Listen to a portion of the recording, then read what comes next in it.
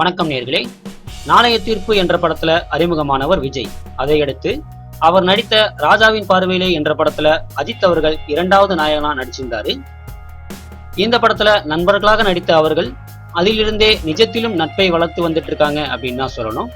தற்போது மெகா நடிகர்களாக அவர்கள் வளர்ந்திருக்கும் இந்நேரத்துல அவர்களை போட்டியாளர்களாக சித்தரிப்பது அவர்களது ரசிகர்கள் மோதிக்கொண்டு வருவதோ தொடர்கதையாயிருக்கு அப்படின்னு தான் சொல்லணும்.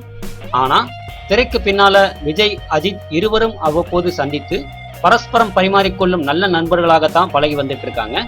குறிப்பாக இதுவரைக்கும் எந்த படத்திலும் பின்னணி பாடியதில்லை அஜித் அவர்கள். ஆனா விஜய் பாடுவதை அவர் ரொம்பவே ரசிச்சு வந்துட்டு இருக்காராம்.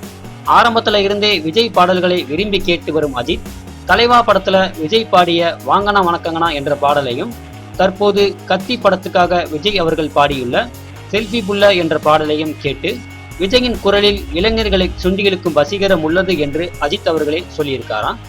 ஏற்கனவே வாங்கனா வணக்கங்கனா பாடலை கேட்டபோது இந்த பாட்டு கண்டிப்பா ஹிட் ஆகும் என்று சொன்ன அஜித் அவர்கள் இப்போது செல்ஃபி புள்ள பாடலை கேட்டும் இதுவும் ஹிட் ஆகும் என்று சொல்லியிருக்காராம்.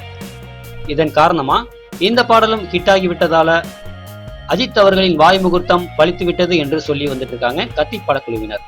சரிநேர்களே, மீண்டும் ஒரு சினிமா செய்தியோடு உங்களை சந்திக்கிறேன். நன்றி, வணக்கம்.